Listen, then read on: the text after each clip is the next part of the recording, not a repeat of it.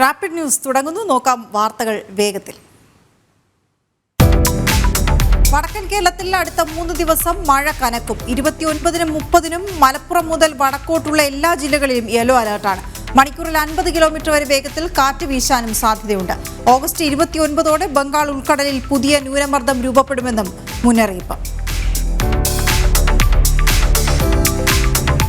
കോഴിക്കോട് വിലങ്ങാട്ട് അതിശക്തമായ മഴ. മലയോര മേഖലയിലും വനമേഖലയിലും പുലർച്ചെ മുതൽ അതിശക്തമായ മഴ തുടരുകയാണ്. വിലങ്ങാട് ടൗൺ പാലം വെള്ളത്തിനടിയിലായി. മഞ്ഞച്ചിലിയിൽ നിന്ന് 20ഓളം കുടുംബങ്ങളെ മാറ്റിപ്പാർപ്പിച്ചു.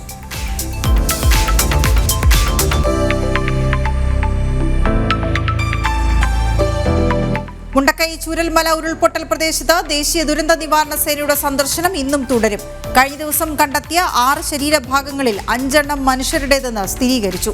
കാലാവസ്ഥ അനുകൂലമായാൽ ഇന്നും തിരച്ചിൽ തുടരും.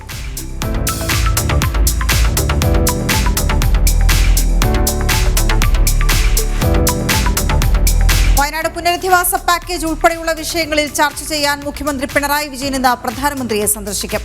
വയനാട് പുനരധിവാസത്തിനായി 2000 കോടി രൂപയുടെ കേന്ദ്ര സഹായം ആവശ്യപ്പെടും. രാവിലെ 10:45-ന് പ്രധാനമന്ത്രിയുടെ വസതിയിലാണ് കൂടിക്കാഴ്ച.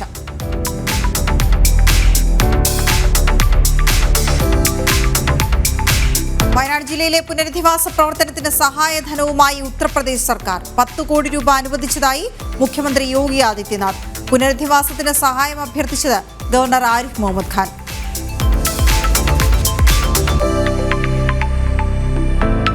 സിനിമാ രംഗത്തെ ലൈംഗിക വെളിപ്പെടുത്തലുകൾ അന്വേഷിക്കാൻ രൂപീകരിച്ച പ്രത്യേക സംഘത്തിന്റെ ആദ്യ യോഗം ഇന്ന്. പരാതികളിൽ സ്വീകരിക്കേണ്ട തുടർ നടപടികൾ ചർച്ച ചെയ്യും.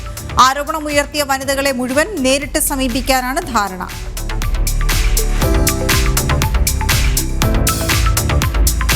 സംവിധായകൻ രഞ്ജിത്തിനെതിരെ എടുത്ത കേസ് അന്വേഷിക്കാൻ പ്രത്യേക അന്വേഷണ സംഘം. കേസെടുത്തത് ബംഗാളി നടി ശ്രീലേഖ മിത്രയുടെ പരാതിയിൽ. സ്ത്രീത്വത്തെ അപമാനിച്ചതടക്കമുള്ള വകുപ്പ് ചുമത്തിയാണ് കേസ്. ലൈംഗികാതിക്രമത്തിൽ സിനിമാ താരങ്ങളായ മുകേഷിനും ജയസൂര്യയ്ക്കുമെതിരെ മിന്നു മുനീർ ഇന്ന് പരാതി നൽകും. പ്രത്യേക അന്വേഷണ സംഘത്തിന് പരാതി നൽകുക ഇമെയിലായി. ഇടവേള ബാബുവിനും മണിയൻപിള്ള രാജുവിനുമെതിരെയും പരാതി നൽകിയേക്കും. താരസംഘടനയായ അമ്മയ്ക്കുള്ളിൽ അഭിപ്രായ ഭിന്നത രൂക്ഷം. പുതിയ ജനറൽ സെക്രട്ടറിയെ തീരുമാനിക്കുന്നതിൽ അഭിപ്രായ വ്യത്യാസം. മോഹൻലാൽ പ്രസിഡന്റ് സ്ഥാനത്ത് തുടരാനില്ല എന്ന നിലപാടിലാണെന്നും സൂചന. മുകേഷ് MLA സ്ഥാനം രാജിവെക്കണമെന്നാവശ്യപ്പെട്ട് സമരം ശക്തമാക്കാനൊരുങ്ങി പ്രതിപക്ഷം. ഗവർണർക്കടക്കം പരാതി നൽകിയേക്കും. ഇടതു ക്യാമ്പുകളിലും മുകേഷ് മാറി നിൽക്കട്ടെ എന്നാണ് അഭിപ്രായം.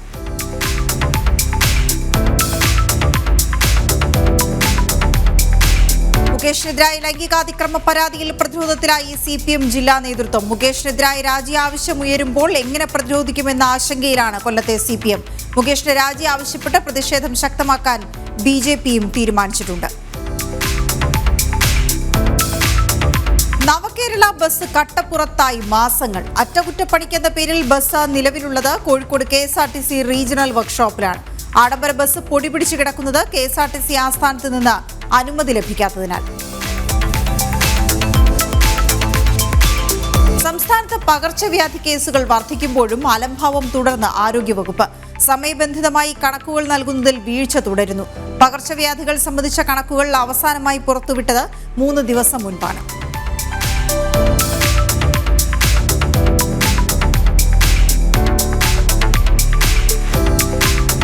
തെരുവുനായ ആക്രമണത്തിനിരയാകുന്നവർക്ക് നഷ്ടപരിഹാരം നൽകുന്നതിനായി രൂപീകരിച്ച സിരിജഗൻ കമ്മിറ്റി സിറ്റിംഗ് നിർത്തി. 2016-ലാണ് സുപ്രീം കോടതി നിർദ്ദേശത്തിൽ കമ്മിറ്റി ആരംഭിച്ചത്. ഇതിനകം 1110 പേർക്ക് നഷ്ടപരിഹാരം നൽകി. ശിശുക്ഷേമ സമിതിയുടെ കഞ്ഞിക്കുഴി ചിൽഡ്രൻസ് ഹോമിൽ നിന്ന് 3 ആൺകുട്ടികളെ കാണാതായത് കഞ്ഞിക്കുഴിയിലെ ഹോപ്പ് എന്ന ചിൽഡ്രൻസ് ഹോമിലെ 15ഉം 14ഉം വയസ്സുള്ള കുട്ടികളെയാണ്. സംഭവത്തിൽ മാരാരിക്കുളം പോലീസ് അന്വേഷണം ആരംഭിച്ചു. ബലൂചിസ്ഥാനിൽ പാകിസ്ഥാൻ വിരുദ്ധ കലാപം തുടരുന്നു. അക്രമങ്ങളിൽ കൊല്ലപ്പെട്ടവരുടെ എണ്ണം 73ആയി. പാകിസ്ഥാൻ സൈനിക ക്യാമ്പിലും ചാവേർ ആക്രമണം നടന്നു. പാകിസ്ഥാൻ പട്ടാളവും ബലൂച്ച് ലിബറേഷൻ ആർമിയും തമ്മിൽ പതിറ്റാണ്ടുകളായി നടക്കുന്ന ഏറ്റുമുട്ടലിന്റെ തുടർച്ചയാണ് കലാപം.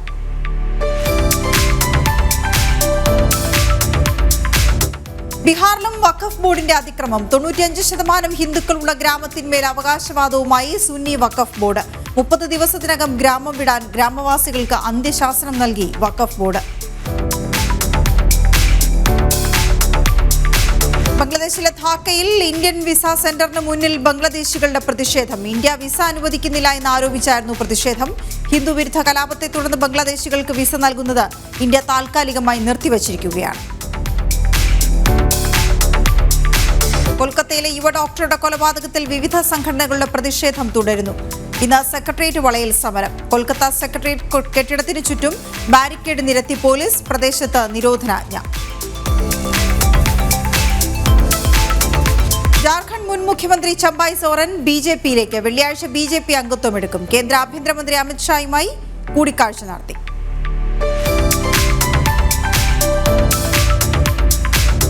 ഗുജറാത്തിൽ കനത്ത മഴ. അഹമ്മദാബാദിൽ വിവിധയിടങ്ങളിൽ റോഡുകളിൽ വെള്ളക്കെട്ട്. ഇന്ന് മുഴുവൻ പ്രൈമറി സ്കൂളുകൾക്കും അവധിയാണ്.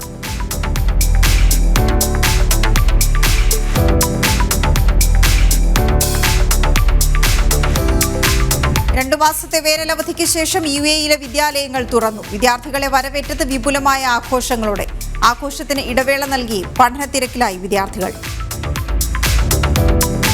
ദുബായിയുടെ ഗതാഗത ചരിത്രം മാറ്റി എഴുതിയ മെട്രോയുടെ 15ാം വാർഷികം ഗംഭീരമാക്കാൻ ഒരുങ്ങി റോഡ് ഗതാഗത അതോറിറ്റി. ട്രാക്കിലെ 15 വർഷം എന്ന പേരിൽ നടക്കുന്ന ആഘോഷത്തിൽ വിവിധ പ്രമോഷനുകൾ, സർപ്രൈസുകൾ, വിനോദ പരിപാടികളടക്കമുള്ള വിപുലമായ പരിപാടികളാണ് അരങ്ങേറുക.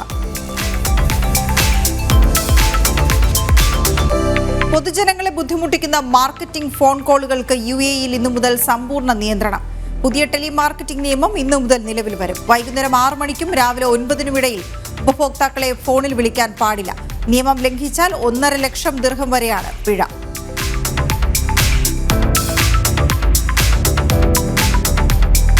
കുവൈറ്റിൽ ശക്തമായി പൊടിക്കാറ്റ് വീശി. കാറ്റിന്റെ വേഗം മണിക്കൂറിൽ 90 കിലോമീറ്റർ വരെയായിരുന്നു. ചിലയിടങ്ങളിൽ ഇടിമിന്നലോടുകൂടിയ മഴയും റിപ്പോർട്ട് ചെയ്തു.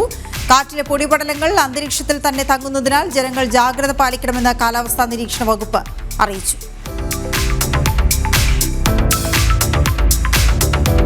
എക്കാലത്തെയും ഉയർന്ന എണ്ണ ഇതര വിദേശ വ്യാപാരവുമായി UAE. ആദ്യ 6 മാസം 1.39 ലക്ഷം കോടി ദിർഹത്തിന്റെ നേട്ടമാണ് UAE സ്വന്തമാക്കിയത്. ഇന്ത്യയുമായുള്ള വ്യാപാരത്തിൽ 10% വർധനയാണ് രേഖപ്പെടുത്തിയത്. മാളികപ്പുറം ചിത്രത്തിന് ശേഷം അതേ ടീമിന്റെ പുതിയ ചിത്രം സുമതി വളവിന്റെ പൂജാ ചടങ്ങുകൾ ചോറ്റാനിക്കര ക്ഷേത്രത്തിൽ നടന്നു. അഭിലാഷ് പിള്ളയുടെ തിരക്കഥയിൽ വിഷ്ണു ശശിശങ്കറാണ് ചിത്രം സംവിധാനം ചെയ്യുന്നത്. സുമതി വളവിന്റെ സ്വിച്ച് ഓൺ നിർവഹിച്ചത് മേജർ രവിയാണ്. വാട്ടർമാൻ ഫിലിംസിന്റെ ബാനറിൽ മുരളി കുന്നുംപുറത്താണ് ചിത്രത്തിന്റെ നിർമ്മാണം.